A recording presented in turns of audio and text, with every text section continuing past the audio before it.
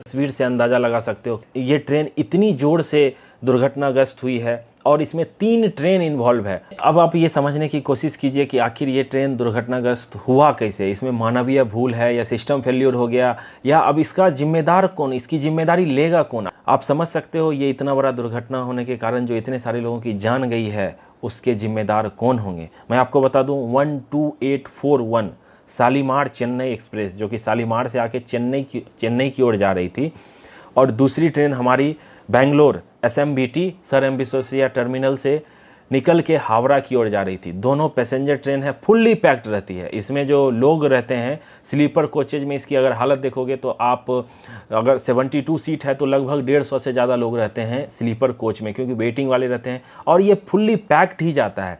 Coromandel express Shalimar Chennai Coromandel express अपने full maximum permissible speed पे 130 kmph पे आ रही थी।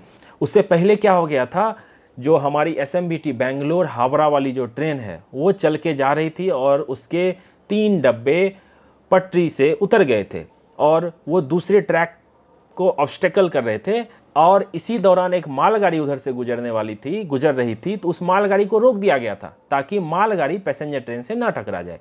और उस दौरान हुआ क्या, अब मालगाड़ी रुकी है तो वो ब्लॉक सेक्शन मैंने आपको पहले भी समझाया था वो पूरा ब्लॉक हो गया, और पीछे से कोरोमंडल एक्सप्रेस अपने फुल स्पीड से आ रही है।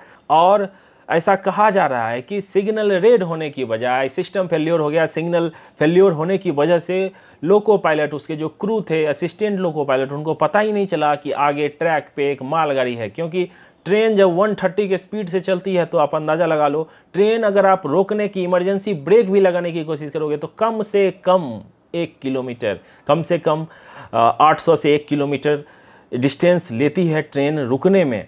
और ये 130 kmph से हम आई एम श्योर कि क्रू ने ब्रेक लगाई होगी, इमरजेंसी ब्रेक लगाई होगी, लेकिन रुकते रुकते ये जोरदार टक्कर मारी है मालगाड़ी को। एक गुड्स ट्रेन जिसको रोका गया था उसको खतरनाक से टक्कर मारी गई है।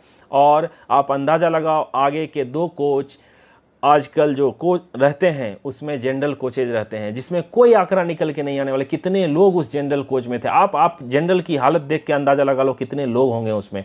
और इसके 17 डब्बे बेपटरी हो गए कोरोमंडल एक्सप्रेस के, और 7 डब्बे की बहुत बुरी हालत है एक कोच में, अंदाज़ा लगा लो। और मैं तो सोच नहीं पा रहा हूँ कि हम इस दुख की घड़ी में हमारी संवेदनाएं उस परिवार के साथ है जिनके परिवार के लोगों की जान चली गई है, घायल हैं। जो घायल हैं मैं उनके स्पीडी रिकवरी की कामना करता हूं, जल्दी से रिकवर हो जाए। इस पर जो भी अपडेट आती रहेगी मैं आपको बताता रहूँगा।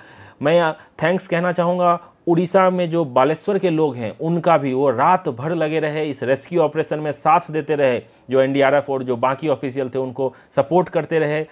हॉस्पिटल में लाइन लगी हुई है लोगों का ब्लड देने के लिए, वो अपना ब्लड देने के लिए, क्योंकि आपको पता है कितने अभी सारे अस्पताल पैक हो गए हैं। बहुत सारे लोगों को भुवनेश्वर, कटक रेफ़र किया जा रहा है। और ये रेल मंत्री हमारे अश्विनी वैष्णव साहब साइट पे पहुंचने वाले हैं, वो किसी भी समय पहुंच सकते हैं। और ये टोल जो है, ये जो आंकड़ा है, ये धीरे धीरे बढ़ता ही जा रहा है और ये भयानक होता जा रहा है। इतिहास में, रेलवे के इतिहास में ये सबसे बड़ी दुर्घटना हो सकती है। मैं आपको बता दूं आज अभी हाल फिलहाल में ये दुर्घटना इतनी बढ़ क्यों रही है।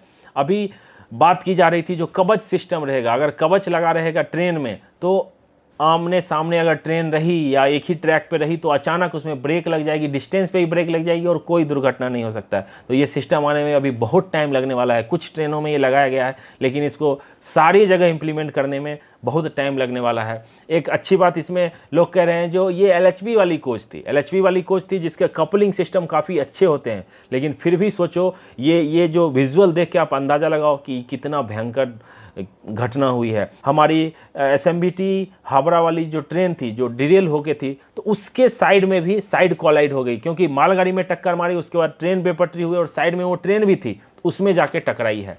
तो ये काफ़ी भयंकर हादसा है। इसमें कहा जा रहा है इनके क्रू की जान चली गई है, लेकिन कुछ लोग कह रहे हैं कि LAP शायद सरवाइव कर गए हैं। वो काफ़ी क्रिटिकल कंडीशन में घायल थे, 130 में टक्कर मारी है। आप सोचो, अंदाज़ा लगाओ, आप ट्रेन से कूद भी नहीं सकते हो, कुछ नहीं कर सकते हो। इसमें क्रू की जान गई है। इसमें रेलवे की लापरवाही मैं कह सकता हूँ, सिस्टम फेल्योर या जो भी हो, इसमें उच्च स्तरीय जांच बैठेगी और मैं आपको बता दूं, जांच तो बैठती है लेकिन जो इसका रिपोर्ट निकल के आता है वो नहीं पता चल पाता है पब्लिक को। मैं आपको जितनी भी हादसा हुई है, जितनी भी दुर्घटनाएं हुई है, मैं उसका रिपोर्ट निकाल के आपको सारे दुर्घटना का डिटेल बताने की कोशिश करूंगा आगे आने वाली वीडियो में। इसमें टाइम लगता है, रिसर्च लगता है और सही जानकारी देनी पड़ती है। ऐसा नहीं है कुछ भी बोल के मैं आपको बता दूंगा। जो एक्चुअल फैक्ट है, जो मुझे अभी तक जानकारी मिली है, मैं वही आपको देने की कोशिश करूंगा। हम आशा करते हैं जो घायल लोग हैं जल्द से जल्द रिकवर हो जाएं। इसमें हमारे प्रधानमंत्री नरेंद्र मोदी, राष्ट्रपति मुर्मू जी, सब ने दुख व्यक्त किया है। लेकिन दुख व्यक्त करने से कुछ नहीं, मुआवजा मिल जाएगा, लेकिन एक जान की कीमत कोई भी मुआवजा नहीं दे सकता है। जो लोग सोचो बेंगलोर से हावड़ा अपने घर को जा रहे होंगे, उनकी अभी जान चली। जो लोग शालीमार से आ रहे होंगे, चेन्नई की ओर जा रहे होंगे, अपने काम पे जा रहे होंगे, अपने घर जा रहे हो, रिलेटिव के पास जा रहे हो, गर्मी छुट्टी खत्म हुई है, बच्चे होंगे, कितनी दर्दनाक ये हादसा है, आप सिर्फ अंदाज़ा लगा लो। मैं इस दुख की घड़ी में मैं अपनी मेरे चैनल की तरफ से संवेदनाएं व्यक्त करता हूं। जल्द से जल्द ये ठीक हो जाए। अभी रेस्क्यू ऑपरेशन मुझे लगता है ये पूरा दिन चलने वाला है। जब ये रेस्क्यू ऑपरेशन कंप्लीट हो जाएगा तो मैं आपको सारा डिटेल बताने की कोशिश करूंगा, रीजन भी बताने की कोशिश करूंगा, कितने लोग गए हैं, क्या हुआ था। अभी सबसे बड़ा प्रायोरिटी है रेस्क्यू ऑपरेशन कंप्लीट करना। रेस्क्यू ऑपरेशन कंप्लीट होने के बाद ट्रैक को क्लियर किया जाएगा, जो अभी वो पूरा ब्लॉक हो गया, कोई भी ट्रेन उधर से नहीं जा सकती है। कितनी ट्रेनें कैंसिल हो गई है और कितनों का रूट डाइवर्ट कर दिया गया है। सबसे पहले रेस्क्यू ऑपरेशन होगा, ट्रैक क्लियर किया जाए, उसके बाद ही पहला प्रायोरिटी रहेगा उस रूट को दुरुस्त किया जाए। उसके बाद फिर ऑफिशियल बयान देंगे जो उसके सीपीआरओ होंगे। रेल मंत्री खुद इस पे प्रेस कॉन्फ्रेंस करके आपको बताएंगे जो हुआ क्या था। सारी जानकारी जैसे जैसे आती रहेगी मैं आपको देने की कोशिश करूंगा। और अभी यही है, जो हादसे में जो लोगों की संख्या है 250 के पार हो गई है, जो काफ़ी दुखद है। और ये बढ़ के अभी कितना होगी इसका बस मैं अंदाज़ा नहीं लगाना चाह रहा हूँ। होप ये जितना कम हो सके प्रे करता हूँ, और जो घायल लोग हैं उनका मैं रिकवरी की कामना करता हूँ। जल्द ही आपको अपडेट देता रहूँगा, कमेंट में अपडेट देता रहूँगा, और वीडियो बना के या स्टोरी लगा के मैं आपको अपडेट देता रहूँगा। इस पूरे घटना पे मेरी नज़र कल रात से ही है और मुझे अभी वीडियो बनाने का मौका मिला आपके लिए और आपको ये जानकारी देने के लिए। मिलते हैं जल्द ही अगली वीडियो में, तब तक अपना ख्याल रखिए, अपने परिवार का ख्याल रखिए। Bye bye, take care.